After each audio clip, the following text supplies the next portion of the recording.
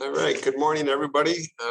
Welcome to this edition of St. Louis History Live. It's 11, so we're going to get underway here.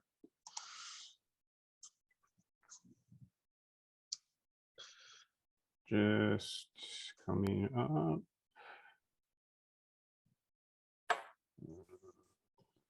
Sorry.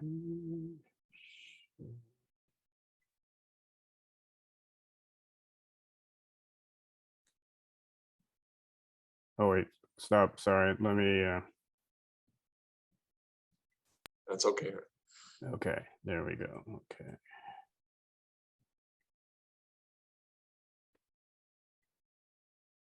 Right. All right. I'm Mark Sunlove. I'm the director of Soldiers Memorial. So welcome to this edition of St. Louis History Live. I want to thank you for attending this program, Japanese American Architects and the St. Louis Landscape. Safety is still a top priority for us, and thus nearly all of our programming is still virtual. However, Soldiers Memorial is open Wednesday through Sunday. We do have several safety precautions in place. And if you do feel safe, we would love for you to visit. Today's program is supporting our current special temporary exhibition called Righting a Wrong, Japanese Americans in World War II. This exhibition focuses on the incarceration and internment of Japanese Americans during World War II. And this exhibit came to Soldiers Memorial from the Smithsonian Institution. However, there are a number of local histories to the St. Louis area that we wanted to emphasize and wanted to share during the exhibition run and bring it more into a local story and a little bit closer to home than the broader national story. So today is a part of that effort. And so thank you for attending. And I want to also thank all of those who are members of the Missouri Historical Society. And for those of you who are interested in supporting the Historical Society and becoming members, I will post some information into the chat box, some links that you can follow for more information there. Just some quick logistics. There's a Q&A button on your toolbar. If you do have a question, please post it there. That'll be the easiest place for me to find it. We will do our best to answer as many questions as we can at the end of this morning's program, but we may not be able to answer all of the questions. So we'll do our best, but please post your questions in that Q&A button on the toolbar. Today's presentation is being recorded, so if you'd like to share it with others who weren't able to attend originally, or you'd like to view it again, it'll be posted on our Missouri Historical Society YouTube channel shortly after the program, and that's be a great way to share it out with others who may be too busy or otherwise committed and couldn't attend this morning. Your feedback is really important to us. We really appreciate it if you can answer a few questions for us following the program. A Kobo Toolbox survey will soon open in another tab in your browser at the end of the program. So if you keep an eye out for that, and if you could please take a moment to answer some of those questions to help us out. All right, at this time, I'd like to introduce the speakers. First is Kelly Van Dyke Murphy, who's the assistant professor at the Sam Fox School of Design and Visual Arts at Washington University in St. Louis. Rod Henme, the director of design at HKIT Architects and son of Richard Henme, whose history is very much a part of what we'll be focused on this morning. And finally, Kiku Obata, president of the Kiku Obata and Company and daughter of Gio Obata, again, another critical figure in this history of St. Louis and St. Louis architecture and the Japanese American incarcerations during World War II. So at this time, I'd like to turn it over to Rod. And Rod, if you'd like to take it away and leave it in your hands. Thank you. Go ahead, Kiku. Japanese Americans greatly influenced the landscape of post-war American art, architecture, and design, from the TWA Terminal and Twin Towers to the Corvette Stingray. Locally in St. Louis, architects Gio Obata and Richard Henme, both graduates of Washington University, were responsible for much of the mid-century architectural heritage of the city.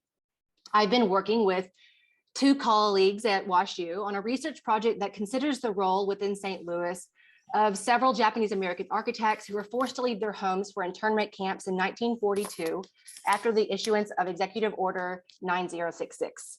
Next slide, please. Under the sponsorship of the American Friends Service Committee starting in 1942, the National Japanese American Student Relocation Council worked to resettle Japanese American students away from the West Coast exclusion zones. Next. The next few slides show some of the correspondence between Chancellor Throop and the National Japanese American Student Relocation Council, which really had a large hand in getting many of the students set up and living in dorms and finding work in the different cities that they resettled. Next slide, please. More than 4,000 students were able to pursue higher education in schools located in the Midwest and East Coast. Among those colleges and universities was Washington University in St. Louis. 30 students of Japanese descent were accepted between 1941 and 1942 at WashU. Next slide, please. This is an image of the student registry showing 30 or so Japanese American students enrolled at WashU in the schools of architecture, engineering, law, liberal arts, dentistry, and medicine. My research project has largely focused on 4 architecture students, Gio Abata, Richard Henme, George Matsumoto, and Fred Taguchi, who would all go on to make significant contributions to the post-war architectural landscape throughout the United States. In the years that followed, we know that several more students, including Yuki Rikumaru, another great St. Louis architect, found their way to WashU through Japanese American networks. Next. This is an image of the 1943 WashU Architecture Society, of which Gio Abata was the president for a number of years. You can also find George Matsumoto and Fred Taguchi among the students, this photo of the students in the club. All 4 of the architects that we have been researching transferred to WashU from universities in California. Gio Abata, Fred Taguchi, and George Matsumoto from Berkeley, Richard Henme from Fresno State. I was actually recently reading an oral history for George Matsumoto, and he said that he had a stack of letters 3 inches tall that were full of applications to any school of architecture that he could think of, and he was only accepted at WashU. Next slide. It's also interesting to note that these students moved to St. Louis, where many of their immediate, while many of their immediate family members were incarcerated or interned at the camps. Rod and Kiku may touch on this more, but I think it's important to note that they visited their families in the internment camps while they were on breaks from school. And I know that they've spoken or written about these kind of surreal experiences of traveling during their breaks to visit their families. George Matsumoto noted that while he was in school, he paid for dorms and food and his tuition, and he was running out of money. So he cleaned houses, he took care of small vegetable gardens for families, and he babysat as a way to earn money.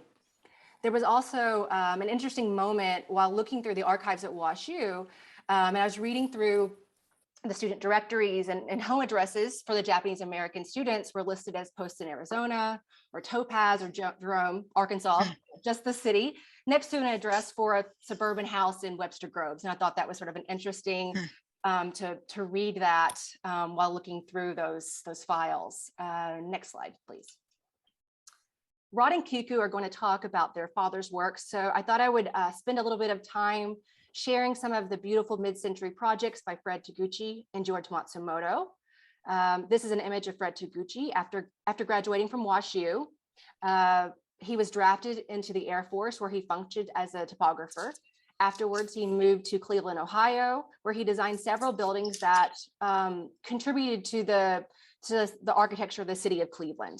Next slide, please. And I'm going to kind of, Rod, you can kind of flip through some of these slides. This is the Ashtabula Art Center, and so these are a few of his signature projects. Next slide. This is the Burke Lakefront Airport in Cleveland. Next, we have the Lausch State Office Building. And then next, he also designed several award-winning residences in the area. Fred Taguchi was very interested in ideas of cross ventilation and solar energy and other sustainable building solutions, and had actually we found several speculative housing projects where he explored these ideas. He was a functionalist, and he often chose to expose heating ducts and conduit pipes and other mechanical elements of the homes. And as you can see in this photo of the Wells residence in Pepper Pike, Ohio, he was a strong proponent of keeping a connection between the interiors of the home and its surroundings.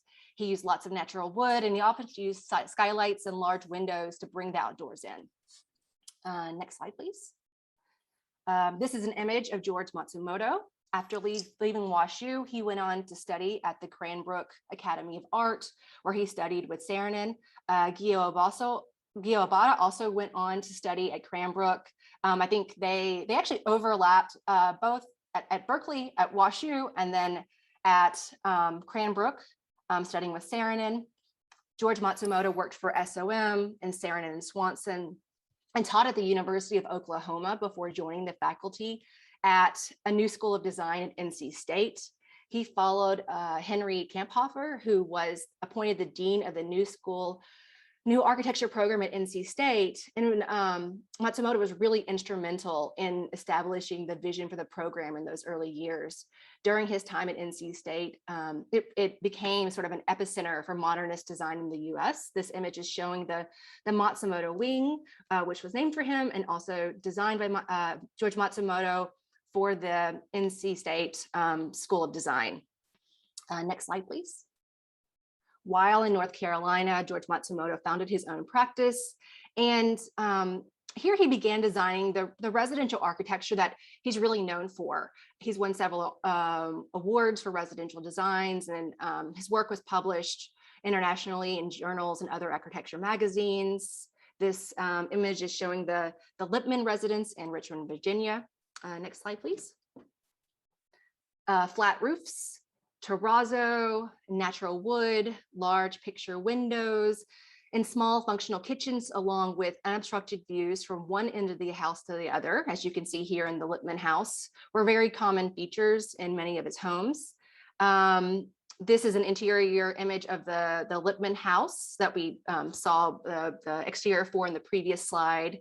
It's interesting to note that there's actually a version of this home built here in St. Louis. I believe George Matsumoto was a friend of the original owner, and he sent him plans of the house so it could be built here. Next slide. This is an image of the modernist house that George Matsumoto designed for his family in Raleigh in 1952. And then next slide. And then here in this image, we can see the flat roof, typical of many of his homes, these large windows, the use of natural light and providing views to the landscape.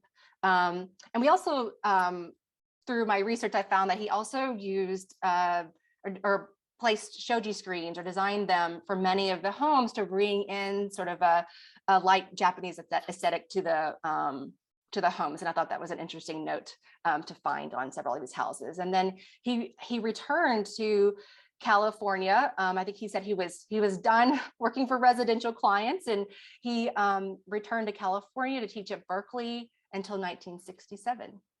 So I will now pass this on to Rod. Thanks, Kiko. Just to and thanks everyone for joining us, and to the Miserical Society for inviting us to present. First, I just want to say there is a connection between myself and the two previous architects that Kelly presented on. One is that Fred Taguchi was my uncle. So two sisters married two architects, go figure on that. And secondly, George Matsumoto I met in San Francisco, and when I met him first, the first thing he said to me was, you know, I borrowed your mother's physics notes during high school. And I think he had a bit of a crush on her because of the way he made that statement, but he was a lovely gentleman, and it was an honor to meet him. So I want to talk about my father and some of the history of his family. His father arrived in the United States in 1930. So when World War II occurred, they'd already been there for 3 decades. but were not able to become US citizens because of the laws of that time. You can see this picture on the top. My grandmother, my father's mother, second from the right, and his brother is on the right. His mother was a very elegant woman, and their family was fairly prosperous. They owned a Japanese store in Fresno. They had rental properties. There was like 6 bungalows that my father had designed and the family had built. And so they were doing fairly well, dressed well. And the other thing I wanted to mention is they love their pets. So on the photo on the right is of my grandfather, and he's carrying the family dog because on a long hike, the dog's paws got sore and he carried him the rest of the hike. And that just is a heritage that's carried through the family for all that time. So now in May 6, 1942 was the first day of Japanese Americans who were taken to the Fresno Assembly Center, which I'll show you in a minute. But for the minute, I thought it might be good for all of us to imagine that first off, you're living your life, you have your home, you have your pets and all of your possessions, and now you're given 1 week to pack up and leave. And you don't know where you're going. You don't know how long you're going to be gone. You don't know whether you can pay the mortgage on your house, whether you can continue the payments on your cars. So people were selling off, giving away things. All of their best friends were also going, so they couldn't do it to their friends. So imagine my grandparents having to sell all the possessions in a store and bags of rice and all sorts of produce and canned goods, etc., for pennies on the dollar, because obviously people knew that they were desperate and were just offering them the minimal amount. What kind of possessions do you take along? Do you take that beautiful kimono? Well, obviously you can't, because you can only have 1 suitcase. So what do you do with those things? Are they going to be safe? Who's going to take care of it? And then what about your pets? Here's pet lovers that have cats and dogs. All your friends are going, you can't give it to your friends. Or do you give your pets to strangers? In some cases, when not able to give it away, it meant they would have to abandon the pets on the street. So this is what happened when people were put into the camps. And this is the Fresno Assembly Center, where my father spent time before he went to school, and where his family was spent about 6 months, and then ultimately went to Jerome, the camp in Arkansas. And you can see it held about 5,000 people. It's in the middle of the racetrack, the oval shape, and then to the right, not a single tree. And if you've ever been to Fresno in the summer, and it started in May and it ended October, it's burning hot. And so not a single tree, living in a 20 by 20 space for one family, for each family.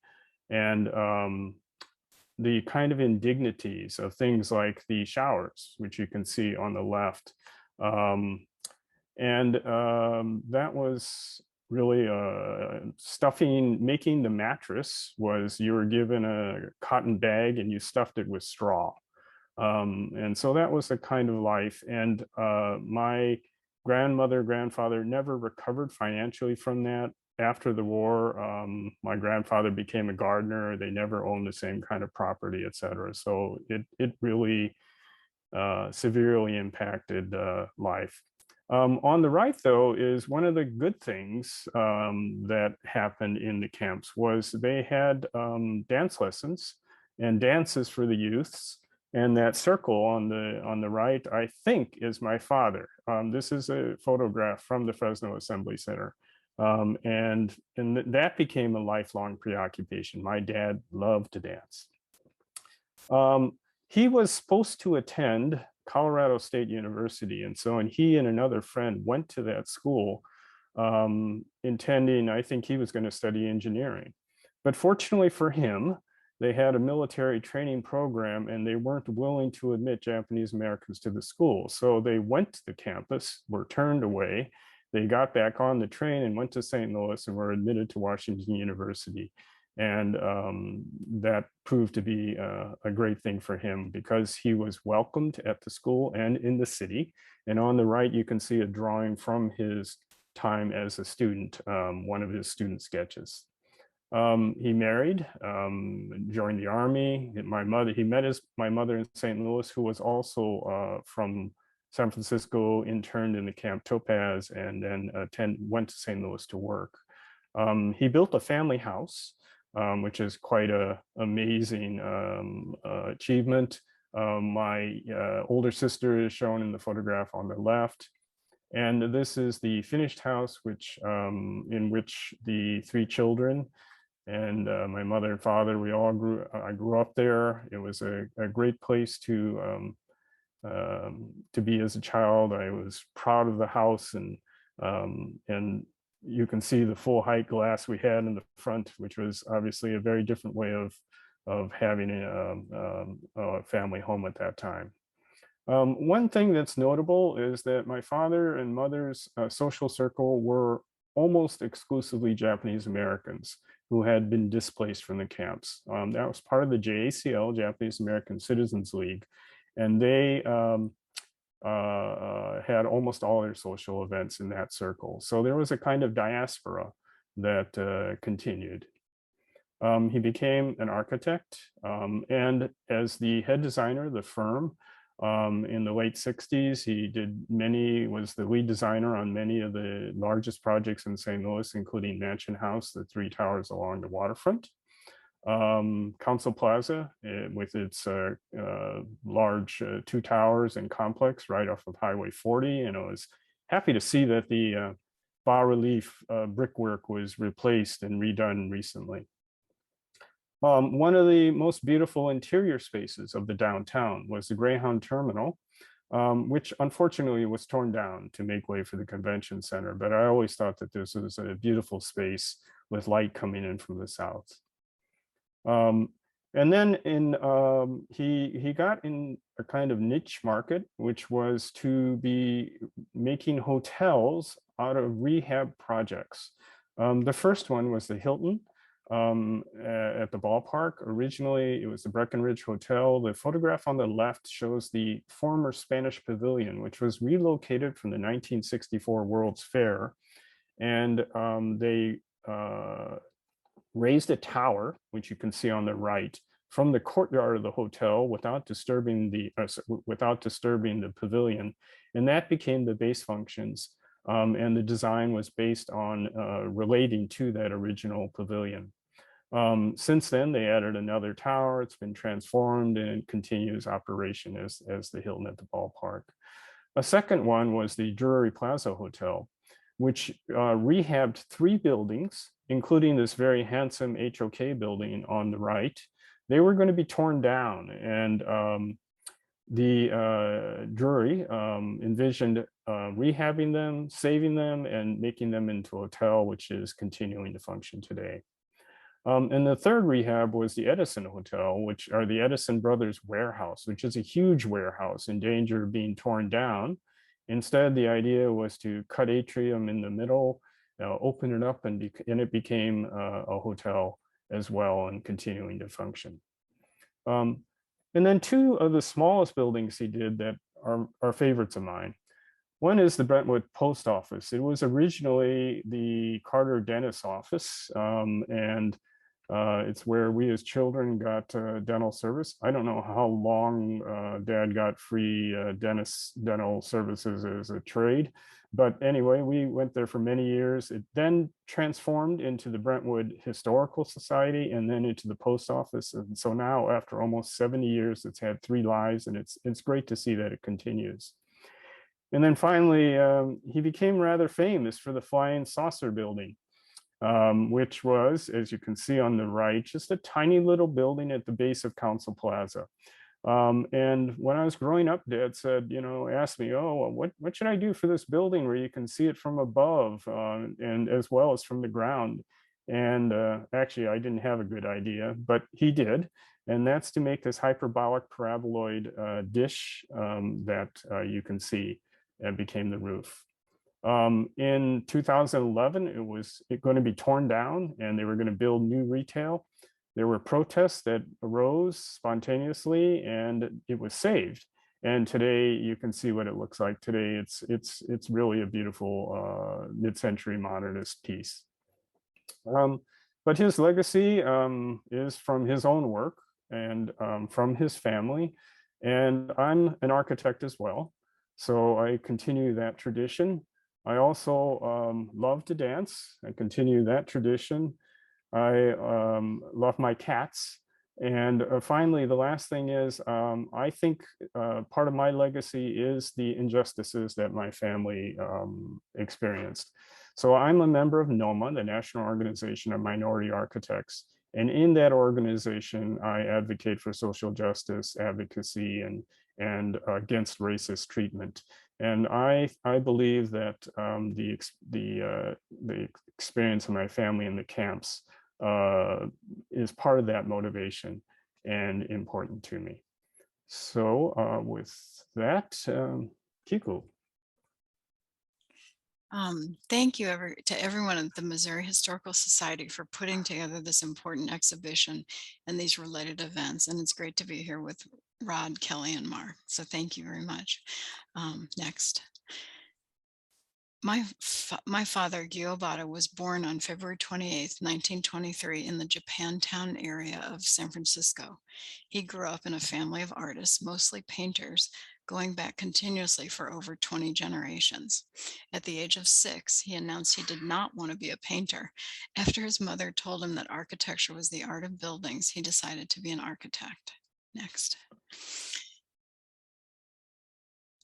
In 1928, Gyo, his parents, and siblings visited the family home in Sendai, north of Tokyo. Gyo is seated in the center, my uncle Kim on the right, and his father Chiro Obata is on the left. Years later, in 1997, Gyo and his firm HOK designed the Sendai airport. Next. My grandparents, Haruko and Chiro Obata, met in San Francisco and were married there in 1912.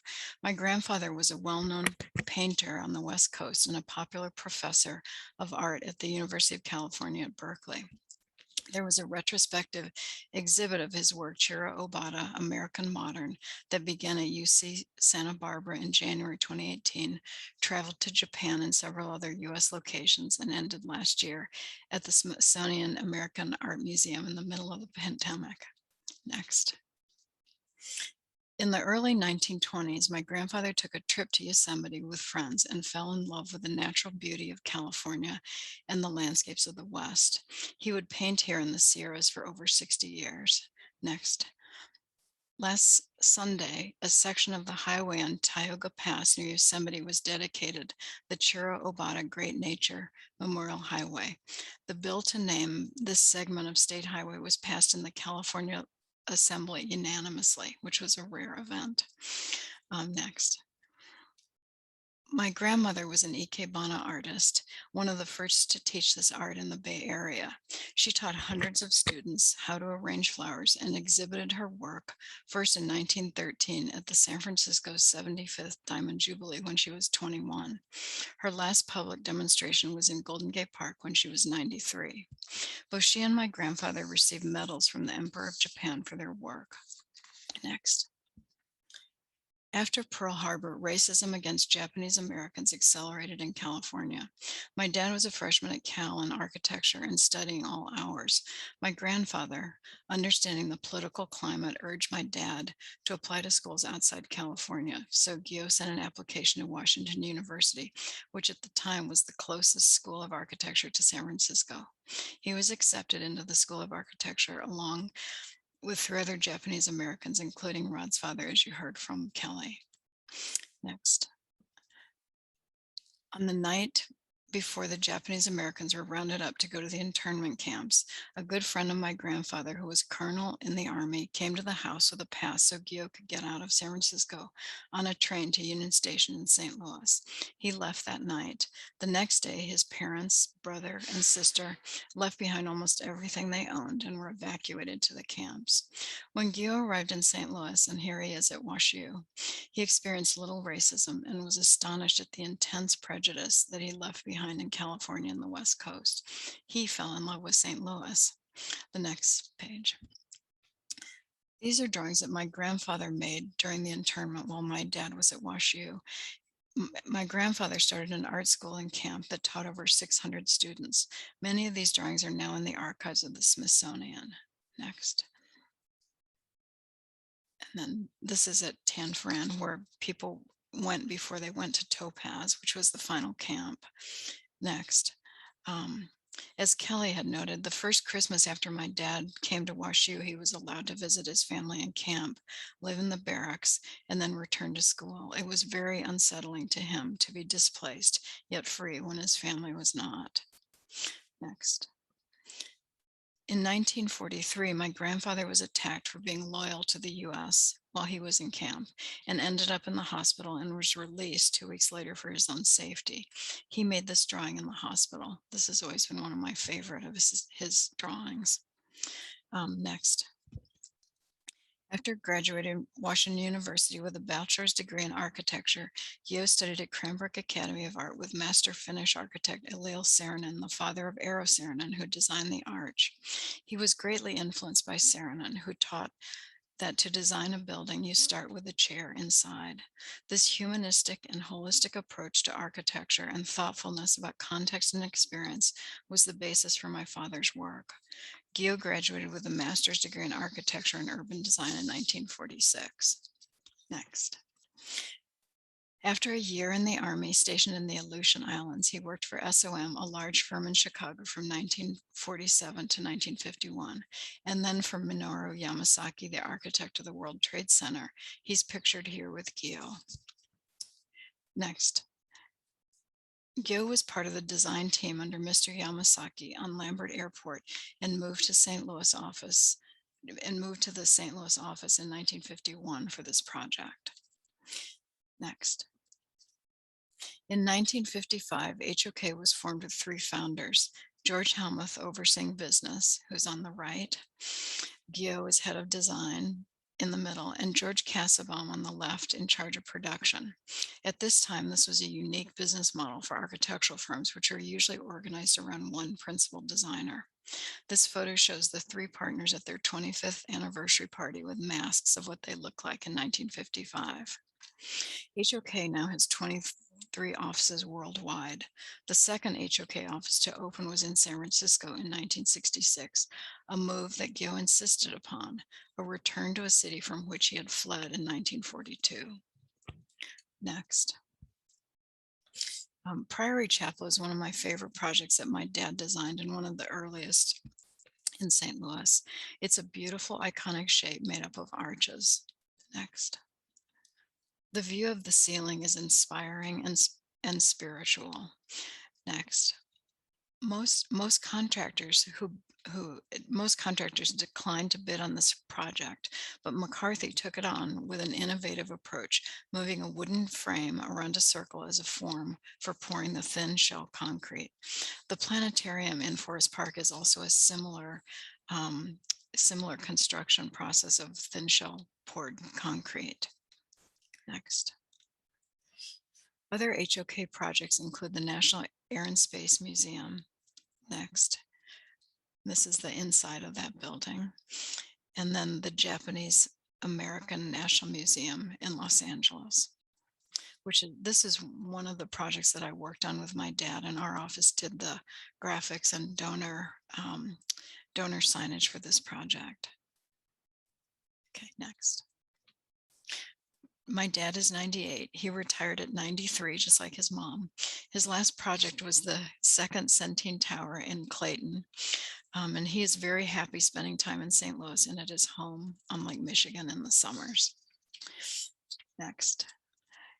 And, you know, as Rod said, the legacy of our fathers, I think, is to have children who have design firms. So I too have a small design studio. Mine's in St. Louis with an office in London. And our team of designers, architects, planners, and strategists focuses on integrating these disciplines on architectural, signage, branding, and urban revitalization projects. We have recently completed signage at the Pulitzer Arts Foundation, Keener Plaza, LaGuardia's Airport's new Terminal B, and are working on several restaurants in Denver and Philadelphia, urban planning and renovations of several historic buildings in Alton, Illinois, and signage and graphics for the new MLS Stadium in St. Louis. Thank you.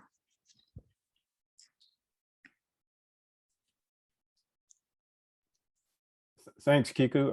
And now we'd like to play a short video clip which shows you my father, here you can see, and Guy Obata both speaking about their experiences. It was amazing, you know, with the barbed wire fencing around it and guard towers. I thought it was really stupid, you know. Prejudice, all prejudice is so stupid. When Pearl Harbor hit, we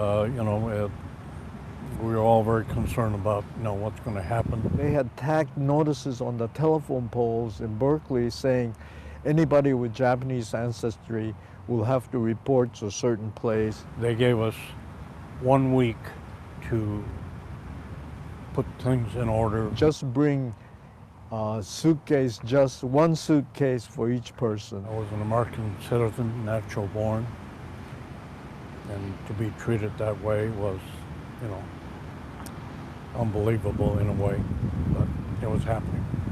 This was the first time American citizens were incarcerated with no court or, you know, no justice at all. They had a whole series of tar paper buildings put up, made out of wood with black tar paper on the outside. Each family was given a space about 20 by 20. It was a prison, really. With barbed wire surrounding it and guard towers at the corners with soldiers and machine guns. And so my father said, this is crazy, you know, I was just starting Cal at that time.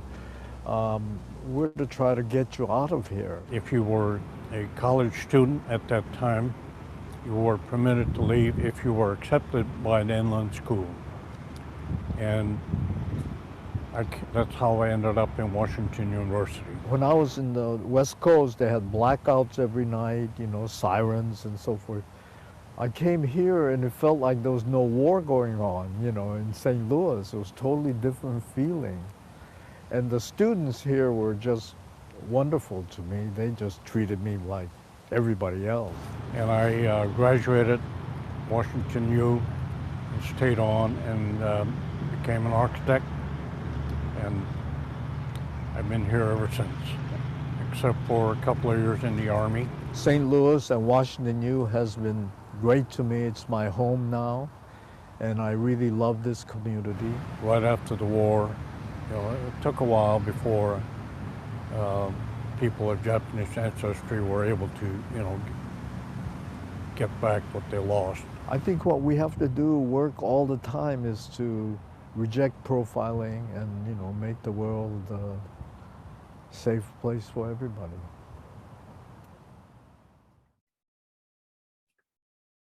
So thank you, everybody. We'll be opening for questions, but one thing I did want to mention is that I've studied the history of Asian American architects, and you note that 4 of these architects, my father, Gio, Fred Taguchi in Cleveland, George Matsumoto in North Carolina, and their predecessor, Minoru Yamasaki, who practiced in Detroit.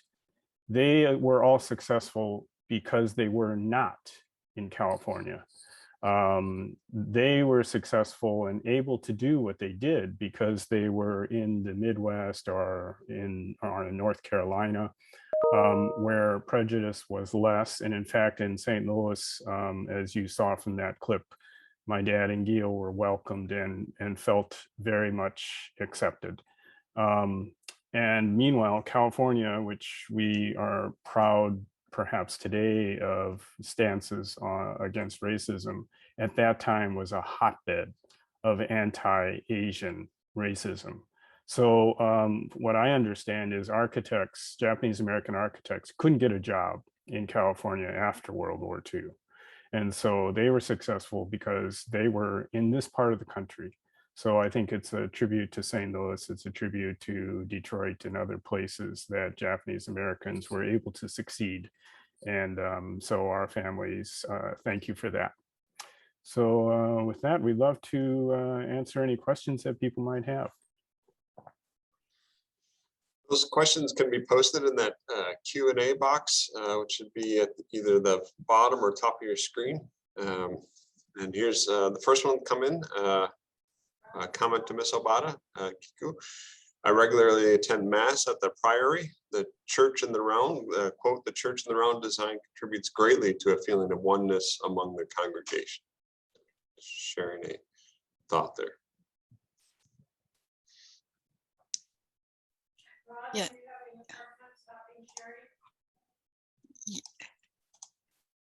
And so that Q&A box is at the bottom or at the top of your screen. And if you find that, you can type in a question. I do have a question of my own that I wanted to ask, especially Kiku and Rod. And I was curious as to how your fathers and others in your family who lived through that experience, how it shaped their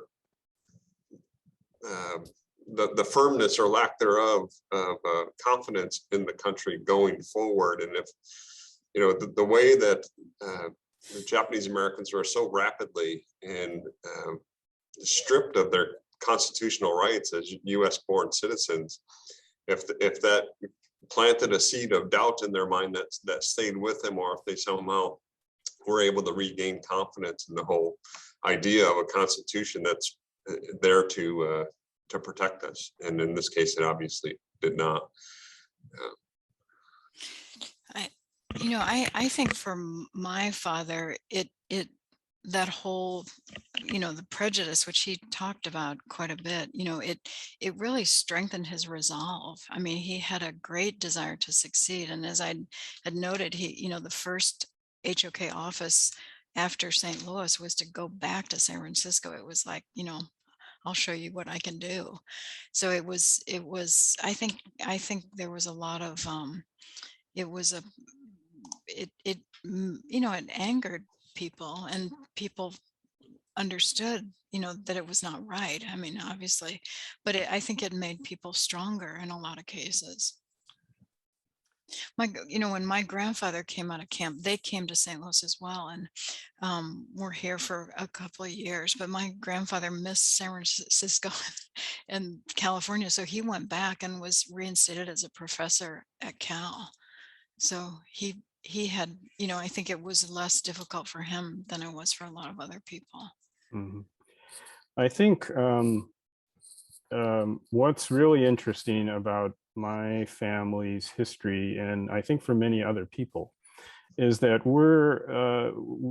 much of what I presented and much of what you're showing in your show, much of what we're learning is actually news to many of us. That video, for example, that Dad made with Gio and expressed his thoughts were not thoughts that he ever told to his family, to our family. I think you would find that many Japanese Americans held that experience with a sense of shame, or at least that they were not, it hurt so much that they were not able to share it with their children and descendants. So my mother, for example, never has passed away and never talked about the camps, even though we did ask at times, and I wish we would have asked perhaps more firmly, but never talked about it. And and many of that tape, the video, those are new things to me, that hearing my father talk about it. So so I think oftentimes people, as you can imagine, you're an American born citizen, you get put into this prison camp, you're taken away from your homes, you lose so many things. You can imagine the psychological shock that would be, and how it would damage your psyche. So and I think many people had a very difficult time talking about it. So actually this this kind of history is and of course it was never part of American history. It was always silent until more recently. So it's good to see that it's being publicized, that people are learning about it, that people are talking about it, and that it becomes part of our consciousness. Yeah, you know, Rod, that was true of my family too. They never really talked about being interned. And occasionally they would talk about camp, and I thought it was about camping, but it was about the Oh, internment camps. And so because yeah. my grandfather and the whole family used to go to Yosemite every summer, and they would camp in Yosemite Valley, and my grandfather would paint all summer. And they had this big, 20-foot tent. So when they talked about camp, I always associated camp with camping. But it wasn't until I was, a teenager that I understood what had happened. And you're right, it was not taught in schools, and nobody ever talked about it. It was, I think it was shame and humiliation and just sadness of that time. And my father never ever looks back. He's one of those people who's always looking to the future, and he's just never afraid. And so I think that was part of that, and he wasn't in camp, but I think that was part of that resolve to just keep moving forward, just don't look back, and we have to make things better. And so architecture to him was how you make the world a better place for people, that you can build these buildings and work with people to make the world a better place. Thank you. We do have a couple that have come in that are more focused on architectural type questions. One, thanks for a wonderful presentation. There seems to be a strong Frank Lloyd Wright influence on Japanese American designs. Can someone comment on this similarity, or is it just my perception? And that came from Mike Kimsey from the Japan American Society of Japanese American Citizens. I can actually jump in there. And there's an earlier question about the flat roofs. And it's interesting to note that actually Frank Lloyd Wright and the international sort of modern movement of architecture was actually inspired by architecture in Japan. And so I think it's interesting to see, like sometimes it's a little bit of a chicken versus the egg, where we see, Frank Lloyd Wright had a Japanese American architect, or several that worked for him and built some of his Newtonian homes in New York, among other places. And they were Japanese Americans. They were trained here, but Frank Lloyd Wright was influenced by his travels to Japan and brought some of that architecture back. And really, that's where some of those ideas of the low, flat roofs in the prairie straw houses we see were influenced by his visits. Thank you. And then a second question.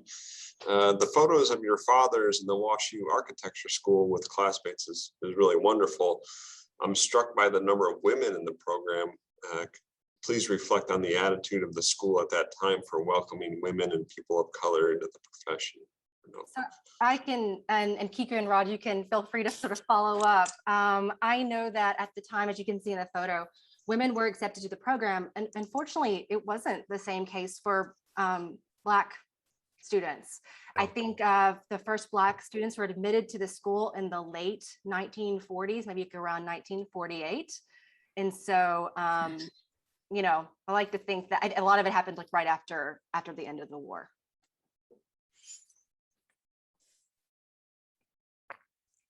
All right. Kiko or Rod, I don't know if you wanted to add anything to that, or No, Yeah. I Okay. don't. Yeah. You know, I think uh, there's a woman, Ruth, I'm for, that who was there, and you know, she was one of the first architecture students. I think she was in interior design, but you know, she went through school, but then she couldn't get a job coming out. So there was, you know, if you could go to school, but then you couldn't get placed as an architect at that time, which was sad.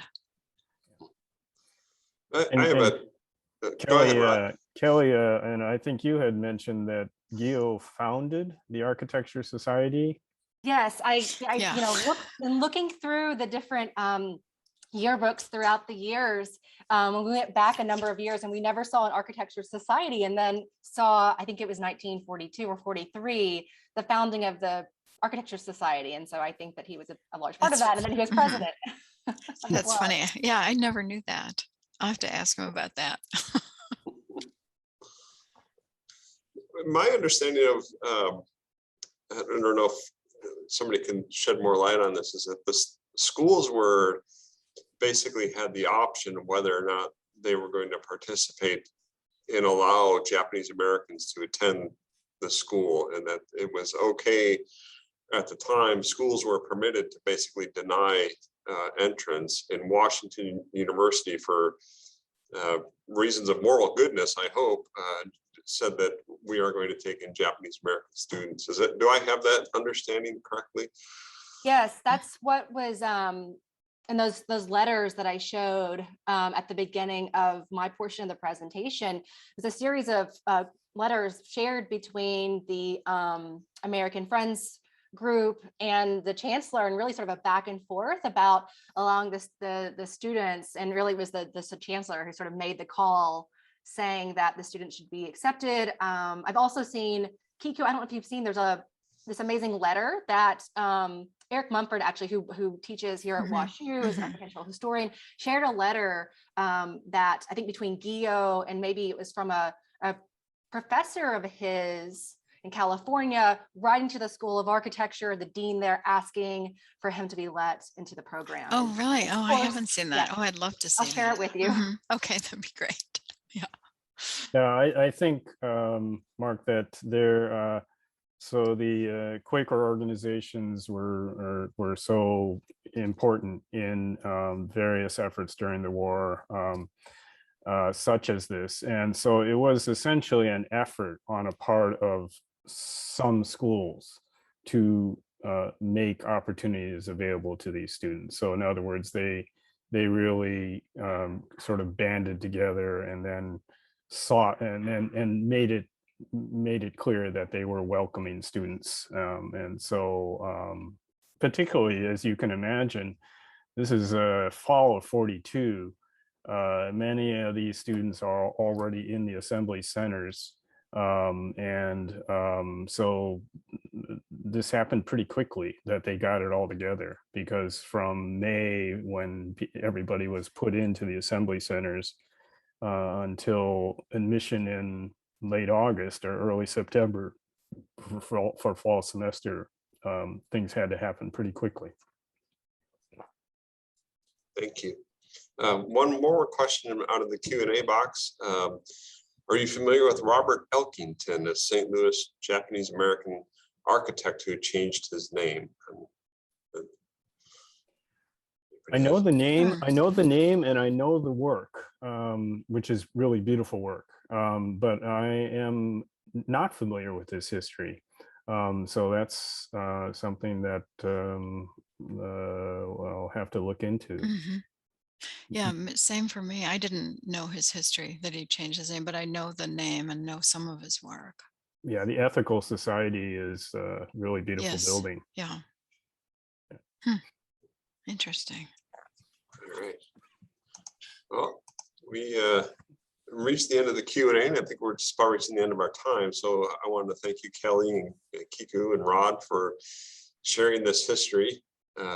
It's incredibly important, I believe, and not only the deep history, but also just driving around St. Louis and knowing who is responsible for some of these beautiful buildings, and that's part of our built landscape that we see on a daily basis, and that all of that has this much deeper history, and all these wonderful people behind it is very interesting. Actually, thank there's you. a late question that just came in. Is there a still a strong Japanese American community here? And I think the answer is yes and no. The numbers of Japanese Americans are one of the have one of the lowest birth rates of all ethnic groups in the world. It's something like 1.36 children per woman. So as a result, that's way less than replacement birth rate. So the population has shrunk because of the number of children, one, and two, the Japanese Americans have intermarried a lot with other races. And so the numbers of, so it's much more of a mixed race group now. But they're and so the older generation, of course, are passing away. In those terms, the numbers are fewer, but and the closeness of the group is not as strong as it used to be, where the JCL was, as I said, the social circle of all those people who had been displaced. And of course, that history is now gone, and people don't feel that same kind of urgency, let's say. So that's changed. But one of the things I think that I would say is, in terms of looking back at this history, is what a horrible experience for all those people to be displaced. And yet out of that, they made a life in St. Louis or in elsewhere that became a very rewarding one for them. And, you know, Gail and my dad were very, very happy to be practicing here, and forever grateful to Washington University and to St. Louis for that. And my mother and father met because they were here, and they were working here, and experiences like that. So that, of course, is the positive side. And as a result, St. Louis is a different place, and hopefully a better place because of the architecture. And then what's interesting is I live and practice in the San Francisco Bay Area.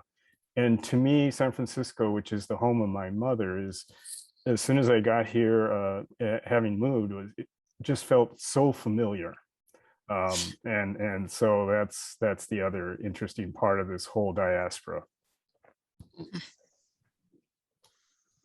Well, thank you very much. I have just one bit of housekeeping before we say goodbye. And actually, next Tuesday at the same time at 11, we will be hosting, I think I can actually pull this up here.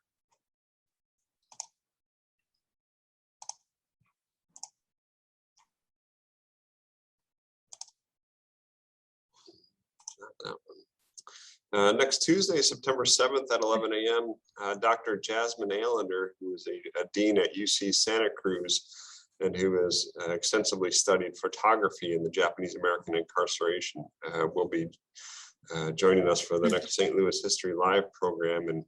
And photography played a huge role, not only in documenting, but also in shaping both contemporary and historic understanding of the incarceration. She'll be joining us in sharing what she has researched and discovered. And so we're looking forward to that and to continuing this story. And if you are interested in visiting Soldiers Memorial to visit the exhibition, Righting a Wrong, it's a short exhibition. It wraps up on October 3rd. So you have all of September to visit. But please get down and don't procrastinate too long, because it will be gone eventually. So, but we're just so happy to be having programs like today's to support the exhibit and really tell more and more stories and get deeper and deeper understanding. Because like Rod had mentioned, this isn't taught very well or very, very deeply in many schools. So getting a better understanding is really critical. Thank you, everybody, for Thank you. joining. Thank you, Kelly, Rod, and Thank Kiku. you. And I Thank you hope very everybody- much. you. Thank you. you.